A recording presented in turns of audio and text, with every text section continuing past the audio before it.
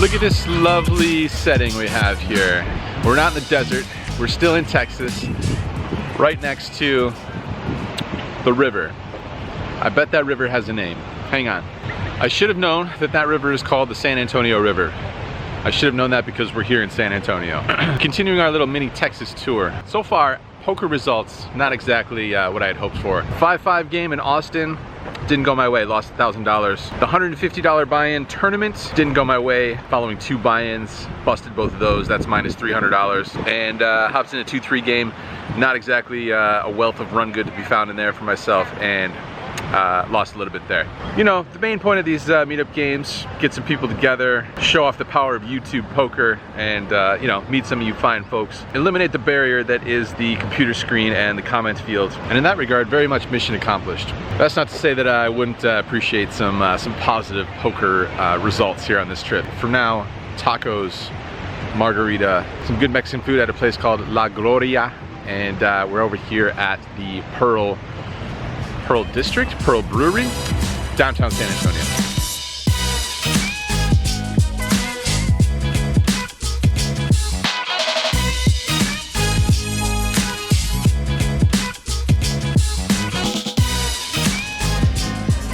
What are we doing? We're saying hello together. All right. It's been a little while since we've been in a vlog together. I know, I was kind of thinking about that. But here we are together at Rounders Card Club, San Antonio, Texas. Meetup game tonight. Yeah, tons of people here, so expect lots of action tonight. So we're gonna be playing 5-5 tonight. This is another one of those, what do you call it, membership clubs where there's no rake taken off of the table. You pay an hourly rental, seat rental charge. So I think they said $10 an hour? Yeah. Which is a pretty good rate because the rake at Bellagio is $7 per half hour, so $14 an hour, and this is less than that. And I expect a lot more action here in these games than typical Las Vegas games. And these games typically, they play like about as big as the 5-10 in Bellagio, I would say, too. I'd say that's true. And the results have shown.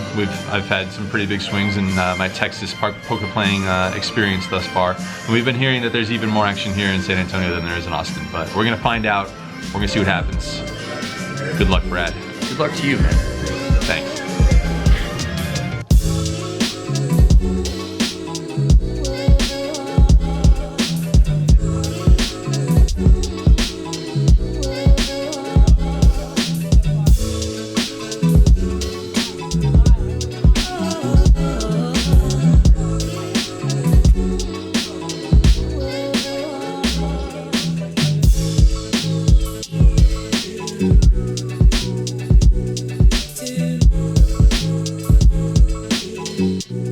Alright guys, just moving over to the second table here. Played on the first table for about an hour and 15 minutes. All these tables back here, every single table in use here at Rounders Card Club. And 7 games, 7 5-5 games, 300 minimum buy-in, no maximum buy-in.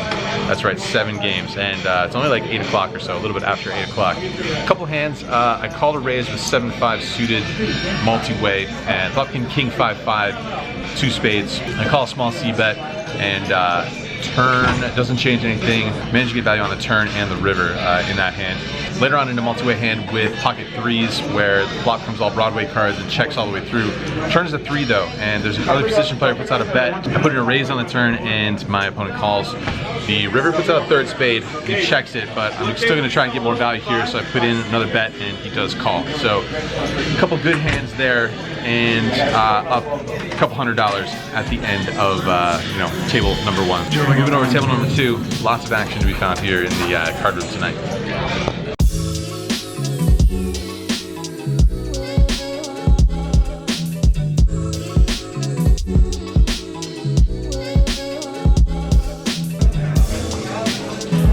Alright guys, update number 2 here as I am illuminated by the ATM machine. A couple cool things that happened. I actually am on my 3rd table now, so I skipped, I mean I didn't skip it, but I played on the 2nd table, nothing really happened. It's very card dead, so nothing to report from that table. 3rd table I went to, found a hand. I straddled the button for $10, and there was a raise in early position to 35, 1 call, and we looked down at pocket kings on the button. So I 3-bet here to 155, I think, something like that. The initial range of calls, player in the middle folds. So we go heads up to a flop, which comes 8-7-5 with a flush draw. And immediately when the flop comes out, the player who folded in the middle slams the table as hard as he can, clearly signaling that he would have connected on this flop.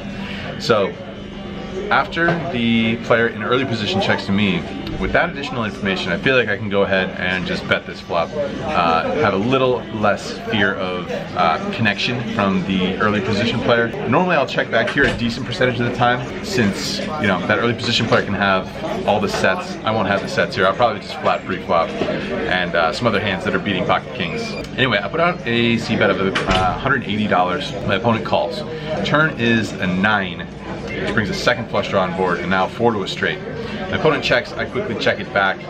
River, total brick, offsuit deuce, and my opponent pretty quickly bets about $300. Not an ideal turn card here, clearly, but with the fact that this opponent has already, I've seen him put out a couple of bluffs that didn't work out, and there's some other hands that he could be turning into bluffs, such as pairs, and of course some busted flush draws. Just gonna go ahead and call. Kings, I think, a little bit too good to fold here, so call pretty quickly, and my opponent rolls over ace king. So we scoop in a pretty good pot here.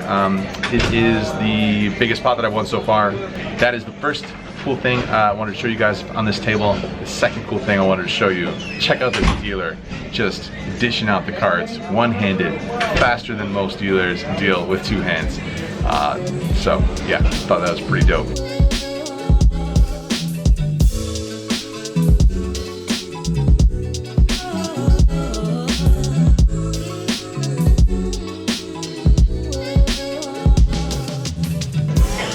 Highlight one hand here from table number 3. There's a $15 button straddle on.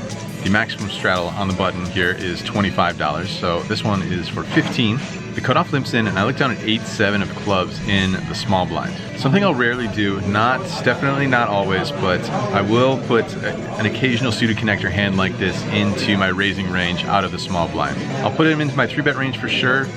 Definitely not so frequently into my my raising range over some limpers, but once in a while I will. So this is one of those times. I decided to make it $75 here in the small blind. The cutoff folds and the button makes the call. So we're going heads up to a flop here. 10-4-3 with 2 hearts and 1 club. So some backdoor possibilities here, but aside from that, not too much to work with. I don't want to just give it up with 8 high here, so I decided to put in a c-bet, make it $85, and he makes the call. Turn is the ace of hearts, so it's not exactly any help to us whatsoever. It should be not the worst card either, though. I'm gonna check it here since I don't have any additional equity here that we pick up on the turn. But if the turn does happen to check through, I think it's gonna leave us some possibilities on the river to do some things. That is in fact what happens. The turn checks through, and on the river we see a pretty good card. It's an offsuit deuce. So I feel like my opponent's range is gonna be a little bit capped here. He could call the flop with some ace high hands, but I don't think he's ever gonna have a flush. And I don't think he's ever gonna have super strong ace high hands. So I feel like he's probably gonna 3-bet ace king. He will maybe sometimes 3-bet ace queen, surely not all the time. And yes, he could have some other ace highs as well, but I'm also gonna have those too. And seeing as how I have 8 high here on the river, I decided to put in a bet and try and take this one down. I don't think I need to bet too big though, because there are 4 to a straight, 3 to a flush. So we're only trying to target middling pairs that hate this run out and can beat basically nothing. So I don't need to bet too big, I don't think. I bet $105, and my opponent goes in the tank thinking for a decent while here before deciding on a fold. So good news, we get the job done here with this little adventure with the suited connector out of the small blind.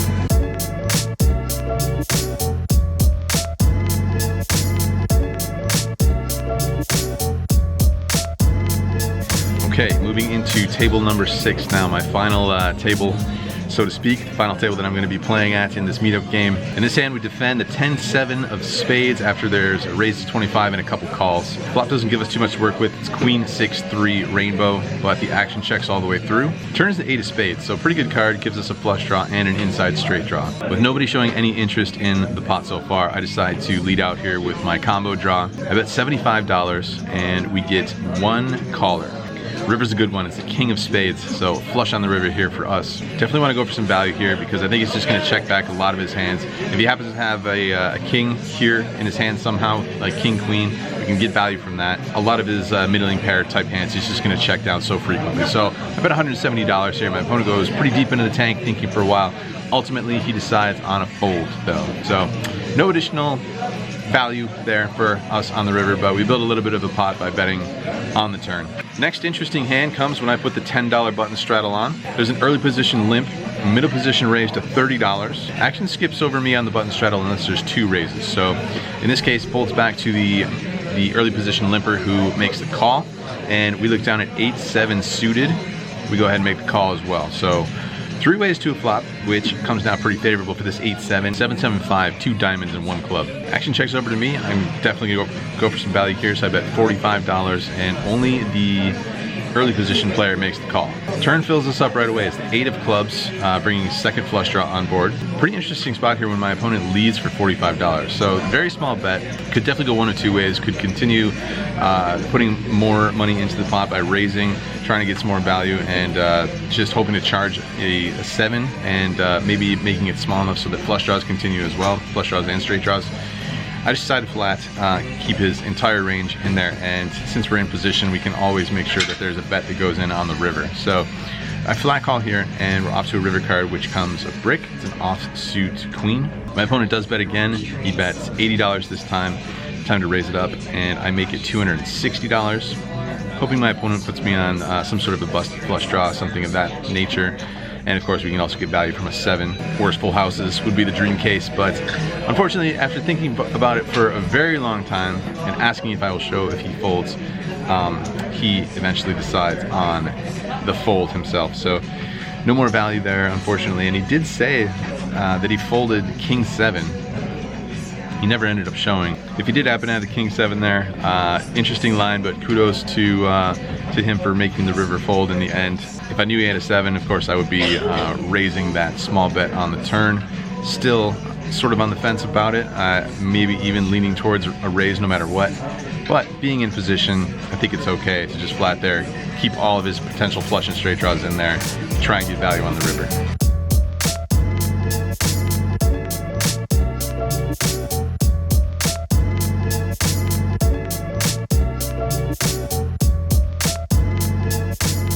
Same table here, table number 6, and we are now 6-handed. There's a button straddle for the maximum, which is $25. Looking down at pocket 10s from under the gun, I raise it up to $80. Only the small blind makes the call. So the 2 of us going heads up to pretty favorable flop of 10-10-8. Back to our old tricks, flopping quads here at Rounders Card Club. Life is good, and after my opponent checks it over to me, once again, one of those spots where I'm not exactly too sure, but since we're in position, I just decided to check it back, blocking a ton of my opponent's calling range. River's an offsuit jack. He checks it over to me again. Time to get some value, but I'm gonna keep it pretty small. Maybe keep all of his holdings, his entire range in there, and maybe induce him if possible. So $50, and what do you know? My opponent puts in a raise, $150. Nothing too much sweeter than getting raised when you're holding quads. So once again, slow play it a little bit. I make the flat call. River's a total break. It's an offsuit deuce, and this time my opponent bets $225. He's only got maybe, I want to say, $800 total, including this $225. So another one of those spots where I want to try and cooler my opponent for the maximum. If you happen to flop 8's full, if he happened to somehow turn a straight, maybe, just want to put the maximum amount of chips in there.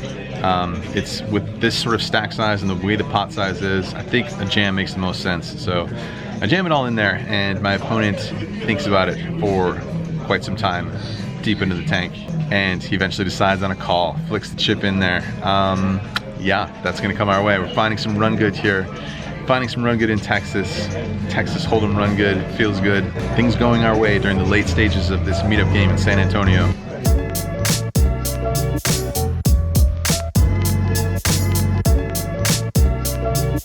One more hand here, table number 6, the final hand.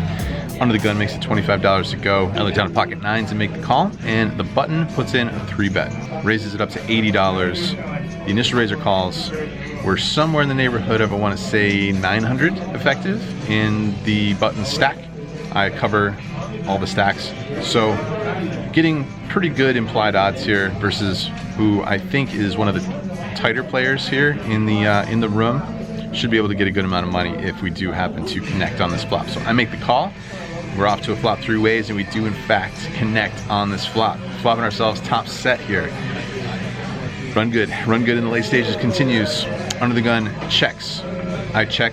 Button puts out a bet of $150. Early position player folds. Time to put in a check raise here. Don't want to make it too big because we want to size appropriately on the turn. So just go ahead and jam it. So I make it $380 here on the flop.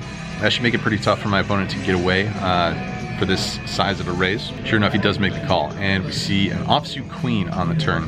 Jack 10 gets there, pocket queens get there, but there's just not enough money behind for it to matter.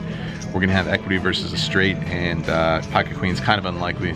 He will have an overpair, but you know, if it's set over set with this amount of money behind, nothing we can do about it. So I go ahead and jam the rest in there, somewhere around $400. Once again, opponent is deep in the tank, thinking it over, and this time decides on a fold.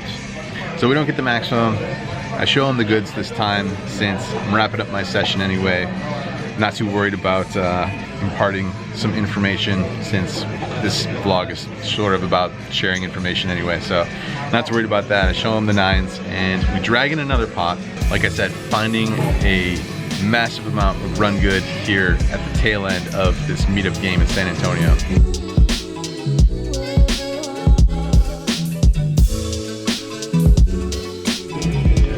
Alright guys, that is going to be a wrap here on the Mini Texas Tour and a wrap on the meetup game here from Rounders Card Club in San Antonio. Get into this game for $1,500. Don't do any additional add-ons. Was just grinding for the most part and no major all-in confrontations until that last table where things really got interesting and find some major run good there in the last table. Cash out for a total of $4,510. That's a profit of $3,010 according to my math. So the trip ends up being a good one, a very good one overall. We end up booking a win on the trip. We see a fantastic turnout both in Austin and here in San Antonio. And the meetup game train rolls on. There will definitely be some more meetup games here in Texas. We'll be happy to come back down here to San Antonio, hopefully to Rounders Card Club again. Great action, great dealers, great staff. There's a jar of Oreo cookies back there. And you know, a room full of friendly, vlog watching, poker playing, good people all around. So that's gonna do it. That's a wrap here from Texas. Hope to do it all again very soon.